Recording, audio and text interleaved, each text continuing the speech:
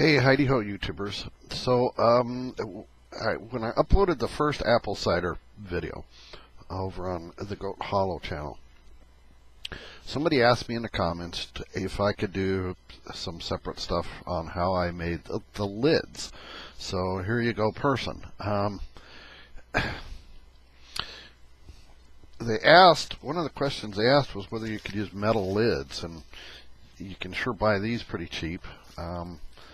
This is 4 dozen, and I paid them $6 at a Amish store, but you can find them online pretty cheap. One of the problems with metal lids is that supposedly they're supposed to be designed for single use, technically, legally, or Ball Blue Book says. If you're canning food, you're only supposed to use them one time. I got 2 there? No, just 1. Okay, because the little rubber in here is supposed to wear out or whatever. I wouldn't recommend this for anybody else, but as far as I'm concerned, my intent is to go pressure can, water bath can, and then sealing dehydrated food in mason jars. This is a wide mouth. If you're doing any home canning at all anyway, I've been trying to save up as many as I can of the Tatler lids. And you can go to reusablecanninglids.com, I think it is, or reusablecanninglids.com. There it is. And buy straight from the company. They're not cheap, and that's why I don't have dozens and dozens and dozens of them. They're about, I think, about 86 cents a piece. They do ship for free, which is a help. I think one of the things for cider, you got all kinds of chemical processes going on in that cider, and it might rust this lid, or you might have chemicals coming off. And I just wouldn't recommend using these for ciders. And the whole thing's not my idea either. I got to tell you, I got this whole idea of how to use canning jars for cider by looking on Amazon. There's a product called Pickle Pro, and you can do an Amazon search for that, and it'll show you a good picture and all that. But I bought these airlocks, which are necessary for fermenting stuff, pretty cheap on Amazon. You can get 3 of them for $5.20. And I figured, since I already had Tatler lids, which is how I could tell real easy how those Pickle Pro things were made, I would just make my own. Okay, so what I did, and here's part of the whole thing. You got the rubber ring that comes with a Tatler lid, and because they're reusable, I've heard of people using these for home canning for 20 years, and I know from my experience, when you put on a metal lid, they're really kind of designed, the design of it. Mrs. Goat Hollow's walking by. Say hi.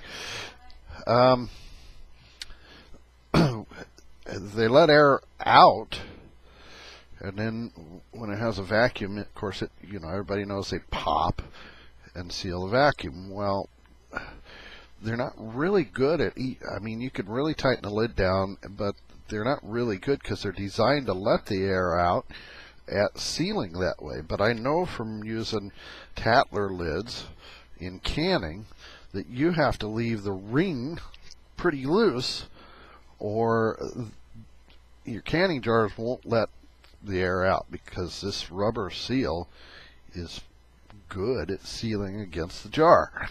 So what I did, I took one of these down to the local hardware store, True Value, Ace kind of place, old-fashioned hardware store, not the big box.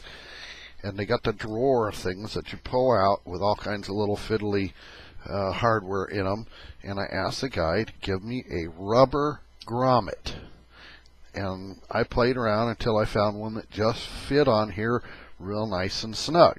And then when I got back home, I was afraid a big drill bit would grab and break this plastic, so I actually used a Dremel tool to slowly work out a hole.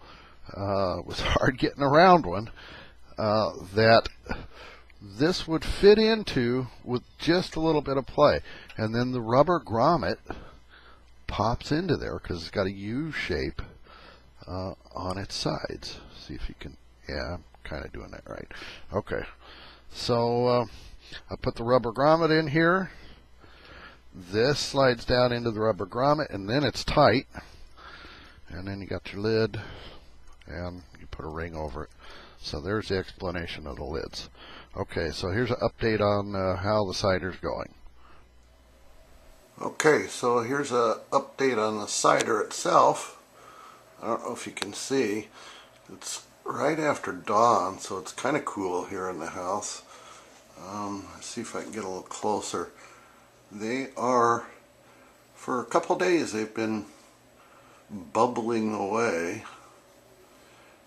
Yesterday they were bubbling quite a bit more. I don't know if they're slowing down or not. It's pretty obvious the yeasties have multiplied like crazy. And they've started, I don't know if you could see this at the bottom, they've started to settle out. I think probably, and like I'm saying, I'm kind of winging this, but shaky, too much coffee. When they quit bubbling, I think I'll let them sit because they are essentially airlocked, and see if they'll settle out completely. And then there's a thing called racking where you can leave the stuff settled on the bottom and siphon out the liquids over the top. But we'll try that stuff and go from there. Like our ugly cabinets, it's another project I have to do. So anyhow, that's where we're at right now, and I'll keep you updated as things progress, and we'll see how things go.